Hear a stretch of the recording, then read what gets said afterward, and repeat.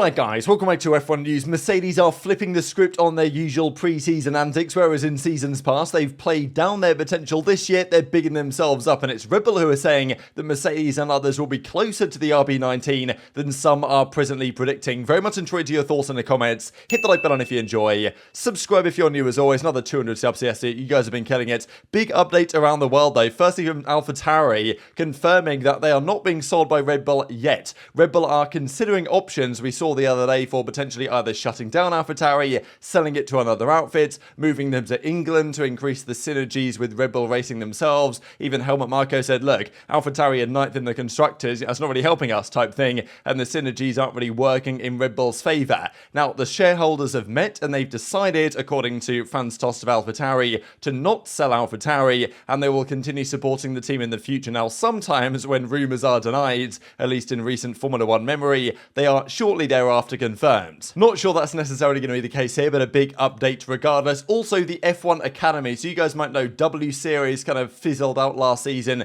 Effectively the female academy for Formula 1. They've started this new F1 Academy. I think it's a great thing that Susie Wolff's been put in charge as the managing director here. I know there's talk about potential conflict of interest with Toto Wolff, but you know, look, I think they've got integrity, and I'm sure there's NDAs in place and the like. So that's another update from around the grid. There's also, for the Bahrain Grand Prix next weekend, a DRS zone change. You guys might know, we talked about it a few days ago, that for the first 5 Grand Prix at least, probably for all of the Grand Prix you can argue, there will be management of potential changes for the DRS zones based on previous year's Grand Prix to determine whether it should be easier or harder to overtake. There's an argument that in Bahrain, certainly a circuit like Spa, the DRS was arguably too powerful. We saw last year some great battles between Leclerc and Verstappen, but the fact that lap after lap it was, okay, Verstappen would come through on the main straight, then Leclerc would get him back on the next straight, and then they'd do it again and again, probably implies that overtaking is rather too easy, right? I think it should be that the DRS gives a better chance to the guy behind to overtake,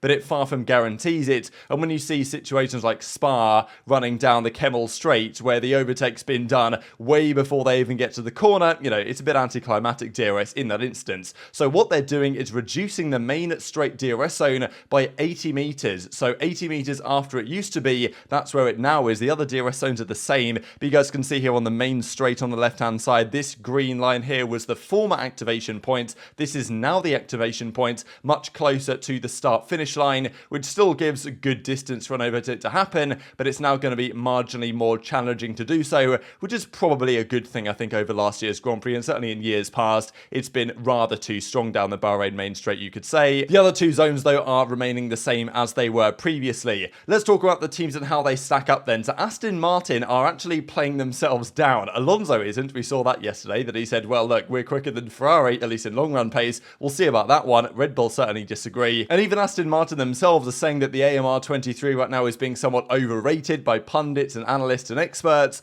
You know, people are putting Aston Martin, the majority of experts after the test, put Aston Martin 3rd and Mercedes 4th, which is pretty surprising to me. We'll see if it actually turns out to be true in a few days' time. But Aston Martin say, look, we're overrated. We're not as good as you say we are. So either the hype train is going to get derailed, or they're derailing it themselves. I don't know. I guess we'll see. And they also say, according to this source, that Alpine are still a threat and definitely one to be looked at going forward. Also, some discussions that Vettel was apparently never contacted to replace Stroll, although latest rumours are circulating that Stroll will be ready after all these reports that he'd broken both of his wrists, which seemed unlikely given that we saw images of him with, you know, not his entire arms in casts. But apparently he's going to be ready to compete this weekend. That seems a quick turnaround from whatever incident he had before testing, and maybe they're really rushing him back into the car just because they know they've got a decent car here, and Lawrence Stroll wants to ensure his son has the best possible chance to maybe win a championship. It's not going to happen, but, you know, I guess you want to make sure he can get all the points he can. So if this is true, it does seem a bit rushed maybe, but as long as he passes the FIA medical checks, then apparently he's going to be announced tomorrow with Drugovich on standby for Aston Martin. And now their car is apparently about 2 seconds quicker than last year's primitive AMR 22, which isn't a massive surprise. The cars this year are quicker.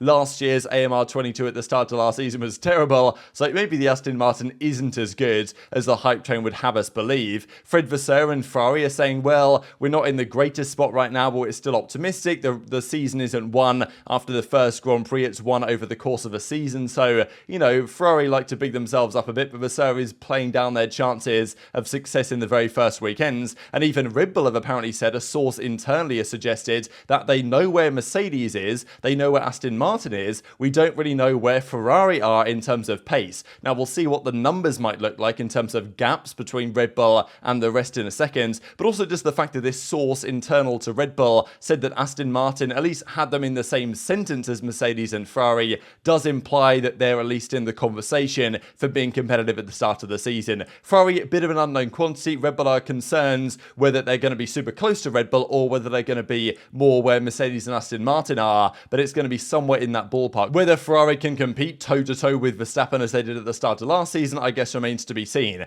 Now, Mercedes and the W14 are coming out with some very interesting statements from their camp over the last few days. It's unclear where their car is, how good it's going to be, especially because Mercedes, during their dominant period, their 8 constructors titles in a row, would often play themselves down. They'd say, nah, we're not so good this year, Ferrari are looking good, Red Bull are looking good, all this, and then Mercedes would turn up and have a very good car year after year. Nowadays, though, it's the other way around. Mercedes are like, actually, no, guys, we are pretty good, don't worry, like, we're actually a pretty good car. Now, whether this is kind of when you're weak appear strong, when you're strong appear weak type thing, but doesn't really work in sports because, the clock doesn't lie at the end of the day. People know if you're good or not based on the numbers. Hamilton says, look, Mercedes aren't where they want to be, but they're still hopeful. They've got a good platform to work with. And Hamilton did also praise the huge step they've made from last year with the lack of porpoising. Now, also, Craig Slater from Sky mentioned that he was talking to a senior Mercedes figure who told him, look, don't forget this is just testing. We're developing a car not just for Bahrain, but to be the best car over the entire season. There are more parts to come. Yes, Red Bull are very good. We expected to be behind Red Bull, and we might be behind Red Bull. Possibly we're going to be behind them,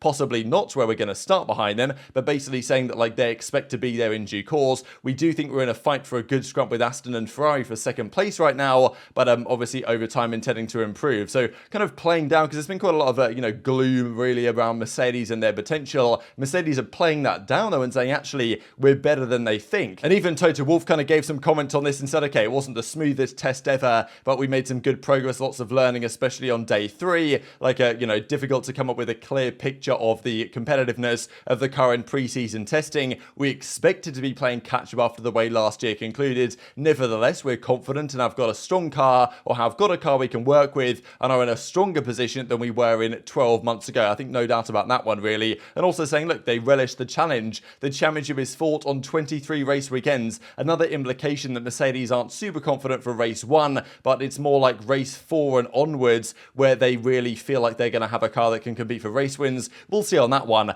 But, he says each one will give us an opportunity to improve. So much hard work has gone into the W14. New season's always exciting, and we're going to keep on building that type of stuff. Now, according to Amos here, Red Bull see these as the potential data points. Now, Mercedes said the other day that the 0.3 gap that they had to Perez at testing towards the end of it was a bit flattering to them. They feel they're further behind than 0.3. They might feel they're 5/6 behind, which is better than last year, but not by much. Now, the Red Bulls obviously also improved massively because it was massively overweight at the start of last year, etc., etc. But Mercedes will want to be closer than that. If Mercedes can be within half a second, I think they'll be quite confident. Red Bull say they're within 3 or 4 tenths of a second. So Red Bull's calculations say this: Mercedes and Aston Martin are 3 to 4 tenths of a second slower per lap. Mercedes thinks they can fight against Perez, and Red Bull sees Ferrari as their main rival. So it's kind of interesting, right? Red Bull are almost underplaying their level here. They're saying that actually Ferrari are going to be close to us, and Mercedes and Aston are going to be less than half a second behind.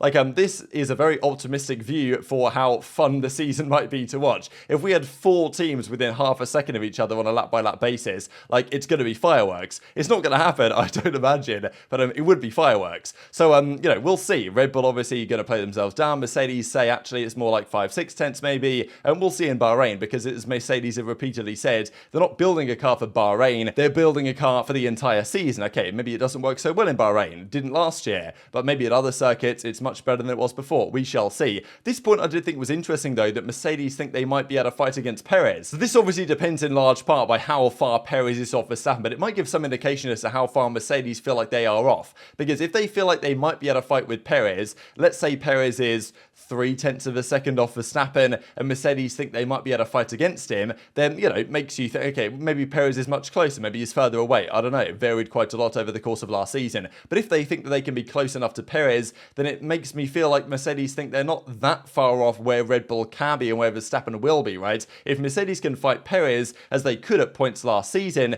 then they're probably only 3-4 tenths of a second off the Red Bull. And if that's the case, then, they're in with a chance as upgrades come over the course of the season. So what do you guys think about this, right? It's all, it's all storylines coming out of these teams over the last few days. Some playing themselves down. Mercedes are kind of actually bigging themselves up a little bit, saying they're better than something they will be. Aston Martin are saying, the hype train is coming to a close. Ferrari don't actually seem too confident either. And Red Bull are just sitting there ominously saying, oh yeah, everyone's behind us, but not by much. And we'll see how much pace they've got left in the tank at Bahrain, because it might be quite a lot. There's also been some discussion really around all of these cars. So comparing the Red Bull from this year to last year, which went about 1.4 seconds faster in testing than the RB19 did. The Ferrari went about 1.5 seconds as well faster than last year's version did. And then the W14 was well over 2 seconds faster than the W13, but of course was starting from a much worse base version. And also in a straight line, wasn't, so much stronger than the W13 was last year. And obviously a similar downforce rear wing. So maybe showing that there hasn't been so much improvement in their straight line speeds